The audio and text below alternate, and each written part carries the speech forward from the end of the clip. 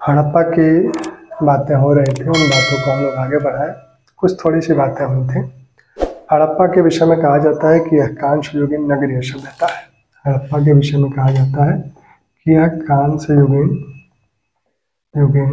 नगरीय सभ्यता है। कांस्य युगीन नगरीय सभ्यता है। कांस्य युगीन का मतलब है कि यहाँ के लोग कांसा जो धातु है उससे परिचित हो चुके थे। कांसा धातु तभी बनेगी जब हम तांबा को जानते हो और इसमें टिन मिलाएं। तांबा और टिन को मिलाने से कांसा बनेगा। यानी जो ताम्र पाषाणिक संस्कृतियां हैं या सभ्यताएं हैं, ताम्र पाषाणिक जो सभ्यताएं हैं वो इससे पहले की सभ्यताएं होंगी, जैसा कि हड़प्पा के क्षेत्र में देखने को मिलता है। लेकिन मध्य भारत और दक्षिण भारत में जो भारत में ताम्र पाषाणिक संस्कृतियां मिलती हैं वो उनका जो कालक्रम है वो हड़प्पा के बाद का है। तो तकनीकी रूप से ताम्र पाषाणिक संस्कृतियां हड़प्पा संस्कृति के पहले की होंगी, जैसा कि हड़प्पा वाले क्षेत्र में मिलता है। जहाँ जहाँ हड़प्पा के स्थल मिले हैं वहाँ की जो ताम्र पाषाणिक संस्कृतियां हैं वो हड़प्पा के पहले की हैं। उन्हीं की नींवों पे हड़प्पा सभ्यता का विकास हुआ। जो देशी उत्पत्ति का जो मत था वो यही मानता था। अब यह नगरीय का मतलब है कि यहाँ के जो नगर हैं वो नियोजित थे। इन नगरों की सबसे प्रमुख विशेषता यह है कि ये नियोजित नगर है, प्लान्ड सिटी है। पहले से प्लान किया गया है कि कहाँ सड़कें होंगी, कहाँ आवासीय क्षेत्र होंगे, कहाँ सरकारी भवन होंगे, किस तरह से नालियाँ बनाई जाएंगी, कहाँ औद्योगिक क्षेत्र होंगे, कहाँ भंडार गृह होंगे। तो ये सारी प्लानिंग पहले से करके तब नगर को बसाया जाता था। आज आधुनिक काल में भी ऐसे बहुत कम नगर हैं जो प्लान करके बसाए गए हैं। नगरों का जो बसावट है वो बेतरतीब है। जिसकी जहाँ इच्छा घर बनाया, जिसकी जिधर इच्छा उधर दरवाजा बनाया, जहाँ इच्छा वहाँ खिड़की लगाया, जैसे इच्छा वैसा नक्शा बनाया। तो ये बेतरतीब नगर है। लेकिन यहाँ के जो नगर है वो होता नियोजित है। चेसबोर्ड पद्धति पर इन नगरों को बसाया गया है। चेसबोर्ड पद्धति पर इन नगरों को बसाया गया है। अब इन नगरों को बसाने का पैटर्न क्या था? जो हड़प्पा सभ्यता के जो नगर हैं जिन्हें नगर का दर्जा दिया गया है, 7 ऐसे स्थल हैं जिन्हें नगर का दर्जा दिया गया है, जिसमें हड़प्पा है, मोहनजोदड़ो है, चनहुदड़ो है, कालीबंगा है, लोथल है, धौलावीरा है, बनावली है। यानी हड़प्पा, मोहनजोदड़ो,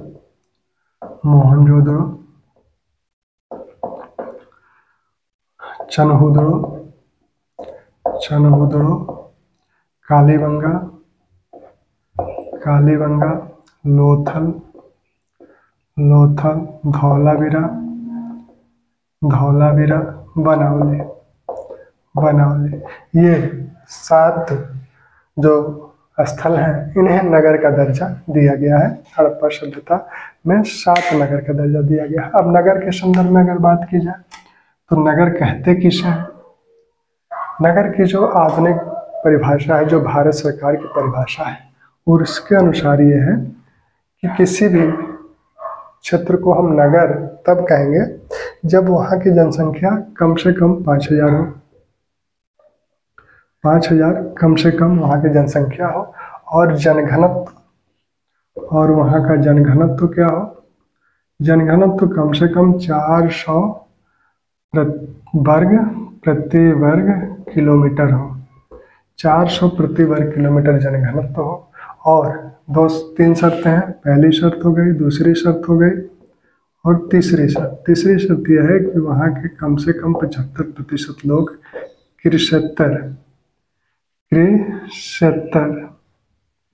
कृषियेतर कार्यों में संलग्न हो, यानी कृषि से भिन्न कार्य करते हो।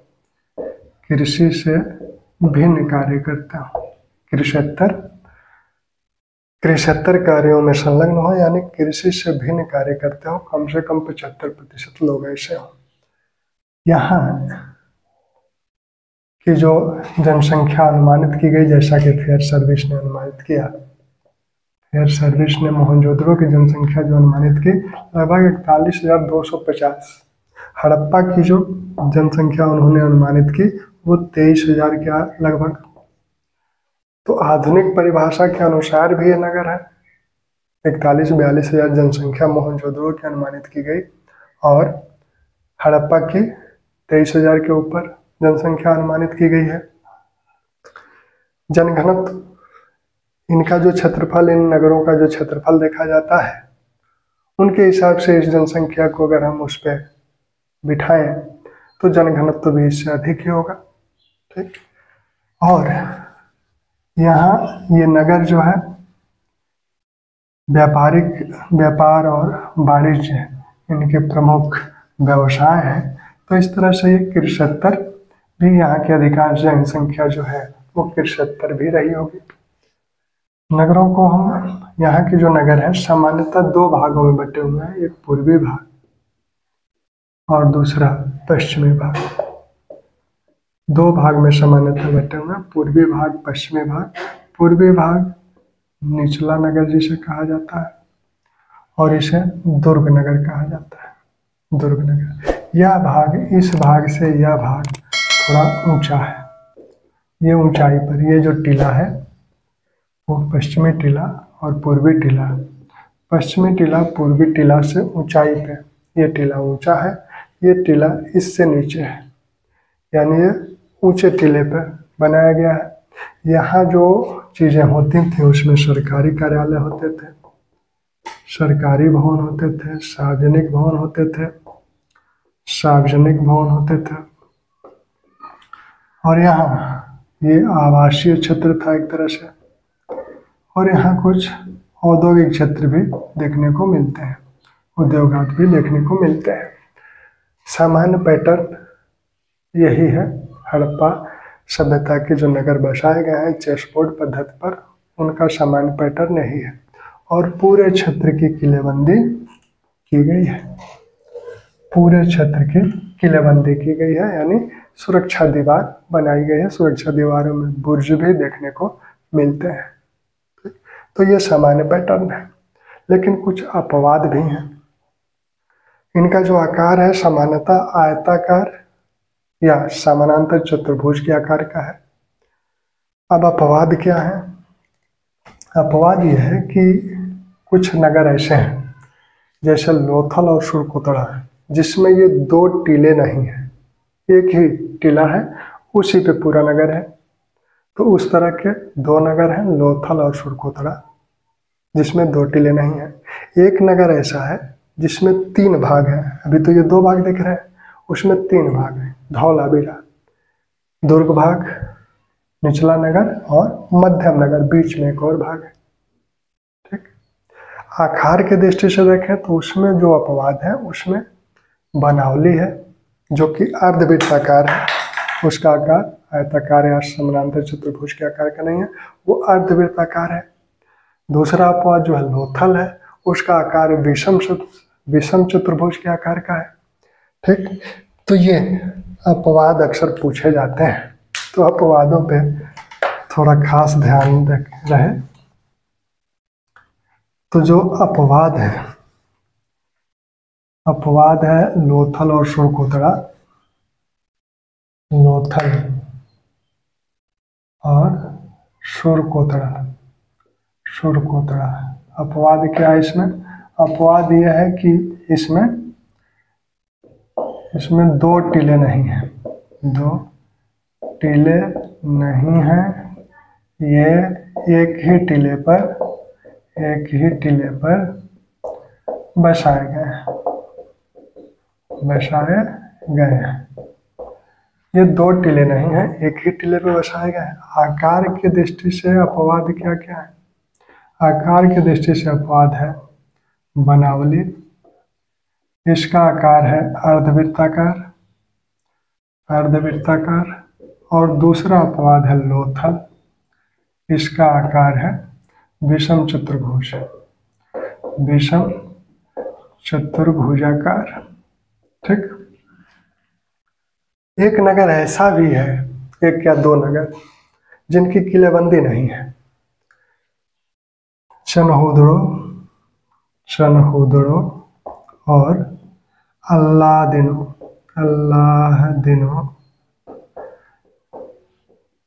इसकी किलेबंदी नहीं है, इसकी किलेबंदी के साक्ष्य नहीं है, यानी सुरक्षा दीवार नहीं है।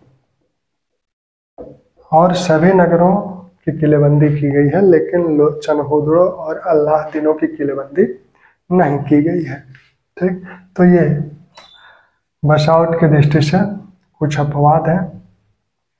अब जो पश्चिमी टीला है, जो कि थोड़ा ऊंचाई पर बसाया गया है, वो अधिकांश नगरों में उस टीला को ऊंचा करने के लिए मिट्टी आदि का प्रयोग किया गया है, मिट्टी ईंट का प्रयोग किया गया है। लेकिन सुतकांगेडोर एक ऐसा स्थल है जहाँ का जो पश्चिमी टीला है वो प्राकृतिक चट्टान पर स्थित है। सुतकांगेडोर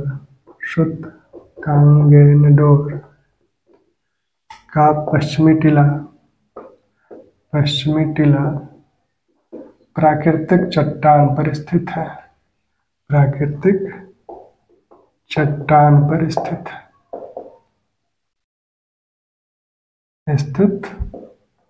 प्राकृतिक चट्टान पर स्थित है सुतकांगेडोर का पश्चिमी टीला। ठीक, अब ये जो एक बनावली जो अर्धवृत्ताकार दिख रहा है, इसमें एक और चीज का साक्ष्य मिलता है कि यहाँ सुरक्षा दीवार तो है ही, साथ में परिखा या खाई भी है। तो बनावली में परिखा या खाई का साक्ष्य मिलता है,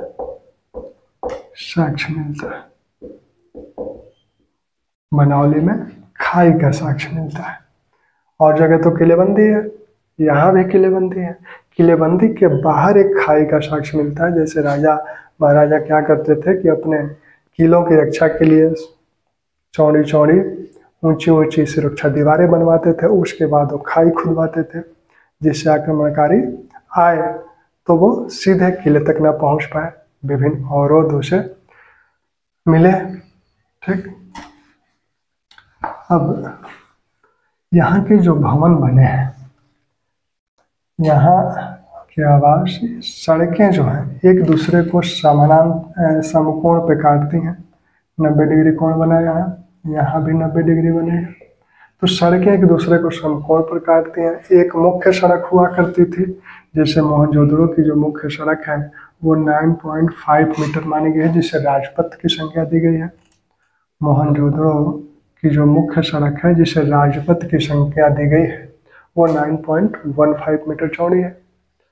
इसी प्रकार कालीबंगा की सड़क जो है 7.2 मीटर चौड़ी है, जो मुख्य सड़क है।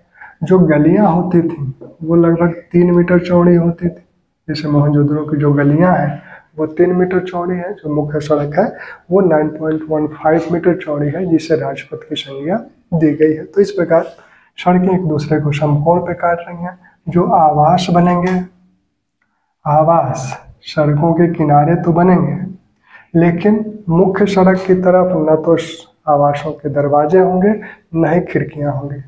जैसे आप ग्रेटर नोएडा, जो कि यूपी का एक प्लान्ड सिटी है, तो वहाँ भी यह है कि आप मुख्य सड़क की तरफ खिड़कियां नहीं लगाएंगे। तो मुख्य सड़क की तरफ न तो खिड़कियां होंगी न तो दरवाजे होंगे। ये खिड़कियां और दरवाजे किधर जाएंगे? गलियों में। खिड़कियां और दरवाजे गलियों की तरफ खुलेंगे, मुख्य सड़क की तरफ नहीं खुलेंगे। लेकिन इसका भी एक अपवाद है, और इसका अपवाद है लोथल। लोथल में दरवाजे मुख्य सड़क की ओर खुलते हैं, मुख्य सड़क की ओर खुलते हैं, गलियों में नहीं। ठीक, तो यहाँ दरवाजे मुख्य सड़क की ओर खुलते हैं, लेकिन ये अपवाद है, ये अपवाद है। सामान्य नियम जो था वो ये था कि दरवाजे और खिड़कियां मुख्य सड़क की तरफ न खुले, वो गलियों में खुले। ठीक, अब यहाँ सड़कों के किनारे नालियों की व्यवस्था है। हड़प्पा सभ्यता की एक, अगर कहा जाए कि हड़प्पा सभ्यता की कोई एक प्रमुख विशेषता बता दीजिए, तो हड़प्पा सभ्यता की जो सबसे प्रमुख विशेषता है, हड़प्पाई नगरों की जो सबसे प्रमुख विशेषता है, वो उनका ड्रेनेज सिस्टम है, जल निकास प्रणाली है। इतनी उत्तम जल निकास प्रणाली है कि आज भी वो हमारे आधुनिक नगरों में भी देखने को नहीं मिलता है। आधुनिक नगरों में भी जगह जगह जल भराव की स्थिति देखने को मिलती है, लेकिन वहाँ का जो ये जल निकासी प्रणाली है, नालियों की जो व्यवस्था थी उत्तम थी। समकालीन सभ्यताएं जैसे मेसोपोटामिया, जो उससे थोड़ी सी पहले की सभ्यता है, वहाँ तो देखने को मिलता ही नहीं था। यहाँ आधुनिक संदर्भ में भी अगर देखा जाए तो बहुत कम मिलता है। तो जल निकास प्रणाली, नालियों की व्यवस्था सर्वोत्तम है। अब ये नालियाँ ईंट की बनाई गई हैं, उनको ढका भी गया है। थोड़ी सी कम चौड़ी नालियों को ईंट से ही ढका गया है, जो चौड़ी नालियाँ हैं उन्हें पत्थर की पट्टिकाओं से ढका गया है। ठीक, उन्हें पत्थर की पट्टिकाओं से ढका गया है। ये नालियाँ घर से की जो नालियाँ हैं वो सड़क की नालियों से आके मिलती हैं। कुछ जगह जो सोखता है, जो आज सोखता बनते हैं कि पानी नीचे चला जाए, तो सोखता का भी साक्ष्य मिलता है। सोखता बनाने की कुछ नालियों आगे जाके समाप्त हो गई हैं, वहाँ सोखता बना हुआ है। अब जो प्रमुख जो मेन नाली थी वो कहाँ जाके गिरती थी, इसका भी साक्ष्य तो नहीं मिला है कि उन्हें बाहर शहर नगर के बाहर कहाँ निकाला जाता था। ठीक, तो वो नगर के बाहर कहीं बाहर जो कृषि वाले क्षेत्र थे या तालाब वगैरह बना के उनको निकाल दिया जाता होगा, उसका कोई साक्ष्य नहीं अभी मिला है। तो ये नालियों की व्यवस्था है। अब नालियाँ भी किस प्रकार की हैं, नालियों में भी कुछ जो यूनिक चीज़ें हैं जो सामान्यतः हर नगर में नहीं है। जैसे मिट्टी की नाली, मिट्टी की पक्की नाली चनहुदड़ों में बनी है। लकड़ी की नाली कालीबंगा में देखने को मिलती है। सीढ़ीदार नाली लोथल में देखने को मिलती है। तो उनको ध्यान दिया जाए कि नालियों की व्यवस्था है, नालियां ढकी हुई थी। पक्की नाली, मिट्टी की पक्की नाली, मिट्टी की पक्की नाली, मिट्टी की पक्की नाली जो है वो मिलती है चनहुदड़ों से। चनहुदड़ों से लकड़ी की नाली, लकड़ी की नाली मिलती है कालीबंगा से, कालीबंगा से। और सीढ़ीदार नाली, सीढ़ीदार नाली, सीढ़ीदार नाली मिलती है लोथल से। कालीबंगा में एक चीज और है कि कालीबंगा में जल निकास प्रणाली का अभाव देखने को मिलता है। जल निकास प्रणाली का अभाव देखने को मिलता है। कालीबंगा में जल निकास प्रणाली का अभाव देखने को मिलता है। हालांकि संकालिया दशरथ शर्मा जैसे विद्वानों ने माना है कि ये तीसरी राजधानी थी। जैसे हड़प्पा और मोहनजोदड़ो को पिग्ट ने कहा कि ये जुड़वा राजधानियां थी। स्टुअर्ट पिग्ट ने कहा कि हड़प्पा और मोहनजोदड़ो जुड़वा राजधानियां थी। वैसे ही संकालिया और दशरथ शर्मा कहते हैं कि कालीबंगा एक तीसरी राजधानी थी, लेकिन वहाँ जल निकास प्रणाली का अभाव देखने को मिलता है। ठीक, सबसे सर्वोत्तम व्यवस्था जल निकास प्रणाली की मोहनजोदड़ो की है। मोहनजोदड़ो की सबसे सर्वोत्तम जल निकास प्रणाली है। जल निकास प्रणाली मोहनजोदड़ो की सर्वोत्तम जल निकास प्रणाली है।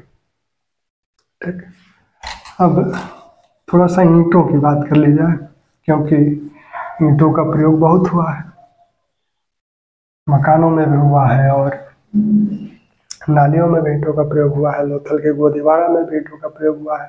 तो यहाँ ईंट जो हड़प्पा सभ्यता की ईंटें हैं उनका आकार 1814 × 7 यानी 4:2:1, 4:2:1, ये लंबाई, ये चौड़ाई और ये ऊंचाई, यानी 28 सेंटीमीटर में ये माप है इसका। 28 सेंटीमीटर लंबी ईंटें थी। सामान्यतः जो ईंटों का आकार था 28 सेंटीमीटर लंबी थी, 14 सेंटीमीटर चौड़ी थी और 7 सेंटीमीटर मोटी थी। ऊंचाई का मतलब मोटाई से यहाँ होगा मोटाई।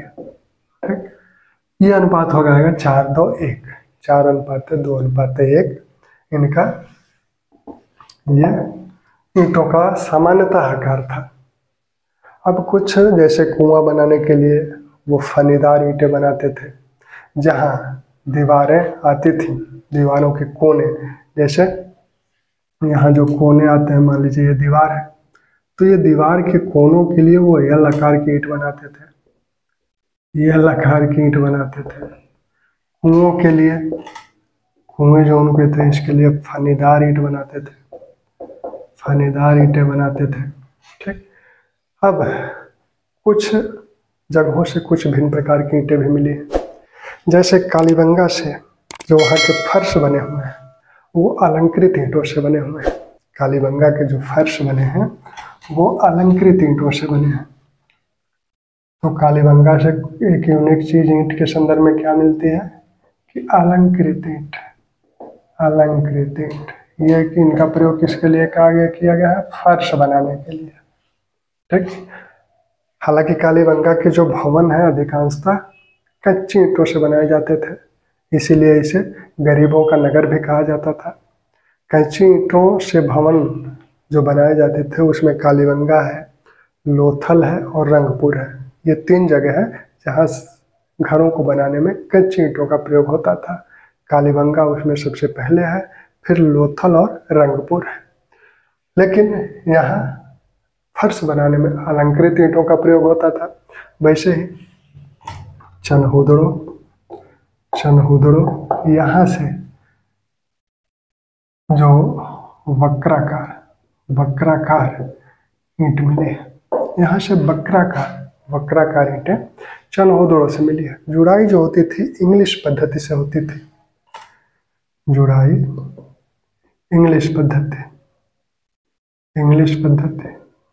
पद्धति का मतलब ये नहीं कि ऐसे ईंटें रखते चले जाए, एक ईंट यहाँ रखे, एक ईंट यहाँ रखे, ऊपर की ईंट जैसे मान लीजिए एक कतार ईंटों की बिछाई गई, अब दूसरा ईंट यहाँ होगा, तीसरा ईंट यहाँ होगा, फिर यह होगा, फिर ऐसे ऐसे, यानी आज जिस तरह की जुड़ाई होती है इंग्लिश पद्धति से, उस प्रकार से इंग्लिश पद्धति से जुड़ाई होती थी। अब ऐसा नहीं कि ऐसे ईंटों को रखते चले जाए, सटा के पता चला एक ही बार ये गिरा ढहा। अब चनहुदड़ो के ईंट पे एक चीज मिली है, चनहुदड़ो के ईंट पे एक दृश्य का अंकन है जिसमें कुत्ता बिल्ली का पीछा कर रहा है। चनहुदड़ो के ईंट पर एक दृश्य का अंकन है जिसमें कुत्ता बिल्ली का पीछा कर रहा है, बिल्ली का पीछा कर रहा है, कुत्ता बिल्ली का पीछा कर रहा है। तो ये तो आज हम लोगों ने ईंटों की बात की। अब अगर वहाँ की जो लिपि है, संध लिपि, उसकी बात करें तो संध लिपि में एच.ए. दानी जो विद्वान हैं उन्होंने कहा कि 537 अक्षर यहाँ मिले हैं। अब ये किस प्रकार के अक्षर है, चित्राक्षर। इनकी लिपि कैसी है, चित्राक्षर है। मेसोपोटामिया की लिपि कैसी थी, कीलाकार। यहाँ चित्रों के माध्यम से चीजों को व्यक्त किया जा रहा है, तो ये चित्राकार लिपि है। ये दाहिने से बाएं की ओर लिखी जाती है, दाहिने से बाएं की ओर लिखा जाता है इसे। अब ये बात कैसे पता लगी कि दाहिने से बाएं लिखा जाएगा, क्योंकि जो लेख लिखा हुआ है, जैसे मान लीजिए मोहर पे लेख लिखा हुआ है, उसके ऊपर एक चित्र बना हुआ है, नीचे लेख लिखा हुआ है, तो उस मोहर पर जो पशु की आकृति बनी है उसका मुंह दाहिने तरफ है, उसका मुंह दाहिने तरफ है। तो इससे यह अंदाजा लगाया गया कि ये लोग दाहिने से बाएं लिखते थे। पंक्ति बदलने के भी साक्ष्य हैं, लेकिन अभी तक इस लिपि को पढ़ा नहीं जा सका है। इस लिपि को न पढ़े जाने के पीछे जो कारण है उसमें 2 प्रमुख कारण है। एक तो बहुत ही छोटे लेख हैं, और दूसरा कोई द्विलिपीय लेख नहीं मिला है, द्विलिपीय लेख नहीं मिला है। जैसे जो प्रिंसेप ने अशोक के अभिलेखों को पढ़ लिया तो उन्होंने जो अशोक के अभिलेखों को पढ़ा तो उसमें सबसे प्रमुख कारण ये था कि अशोक के अभिलेख द्विलिपि लिपि में थे, वो यूनानी में भी थे, खरोष्ठी में भी थे। वो लिपि पहले पढ़ी जा चुकी थी तो उसको पढ़ना आसान हो गया। लेकिन यहाँ कोई द्विलिपि लेख मिलता ही नहीं है कि वही चीज़ें दूसरी लिपि में भी लिखा हो, जिससे कि अगर हम उस लिपि को जानते हो तो उससे इन अक्षरों का अनुमान लगाएं कि क कैसे बनाया गया है, ख कैसे बनाया गया है, वृषभ को लिखने के लिए किस तरह के चिन्ह का प्रयोग किया गया है, भैंसे को लिखने के लिए किस तरह के चिन्ह का प्रयोग किया गया है। तो उससे एक अनुमान लगा के हम अक्षरों को ज्ञात कर सकते हैं। और दूसरी बात की सबसे छोटे छोटे लेख मिले हैं। सबसे बड़ा जो अक्षर मिला है वो धौलावीरा से मिला है। सबसे बड़े अक्षर सिंधु सभ्यता की लिपि के जो मिले हैं वो धौलावीरा से मिला है, धौलावीरा। और ये जो लेख है ये मोहरों पे तो है, कुछ लेख मृद भांडों पे भी हैं, यानी बर्तनों पे, जो मिट्टी के बर्तन है उसमें भी कुछ लेख मिलते हैं। सबसे ज़्यादा मोहरें तो मोहनजोदड़ो से मिली है, लेकिन सबसे ज़्यादा लेखयुक्त मोहरें वो हड़प्पा से मिली हैं। सबसे ज़्यादा लेखयुक्त मोहरें जो है वो हड़प्पा से मिली हैं। तो धौलावीरा से सबसे बड़े अक्षर मिले हैं, सबसे बड़े अक्षर मिले हैं। अब सबसे बड़े अक्षर क्या है? 10 अक्षर हैं। और धौलावीरा की गेट पे एक नाम प्लेट, नाम पट्टी लिखी हुई थी, जो कि लकड़ी पर जिप्सम से लिखी गई थी। उसके उत्तरी द्वार पर, धौलावीरा के उत्तरी द्वार पर लकड़ी पर जिप्सम से लिखी गई है, जिप्सम से लिखी गई है। तो ये सबसे बड़े अक्षर है। 537 अक्षर। चेदानी महोदय का मानना है कि 537 अक्षर इस लिपि में थे, सिंधु लिपि में थे। अब सिंधु सभ्यता के मोहरों की बात होगी, इनके मनकों की बात होगी। यहाँ की जो मृद मूर्तियाँ हैं, धातु की मूर्तियाँ हैं, प्रस्तर मूर्तियाँ हैं, मृद भांड है, तो इन सब की बात हम लोग आगे करेंगे।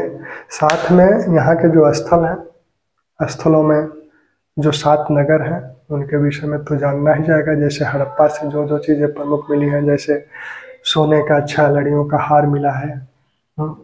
हड़प्पा से जो 18 वृत्ताकार उत्तरी दुर्ग क्षेत्र के उत्तरी हिस्से में जो 18 वृत्ताकार चबूतरे मिले हैं, 15 आवास मिले हैं वहाँ, 12 जो भंडार मिले हैं, तो उनकी भी बातें होंगी। साथ में हड़प्पा से जो ताम्र मूर्तियाँ मिली हैं, जो इका गाड़ी मिली है, जो 2 पहिए वाला रथ मिला है, एक पीतल की मूर्ति भी मिली है जिसमें कुत्ता हिरण पर आक्रमण कर रहा है, उसको दर्शाया गया है।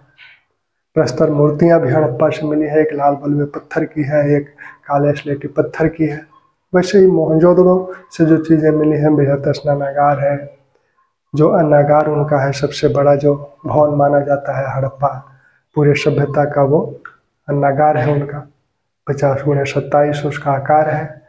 फिर वहाँ से जो स्वास्तिक का चिन्ह मिला है, वहाँ से भी गोमेद के मनकों का हार मिला है।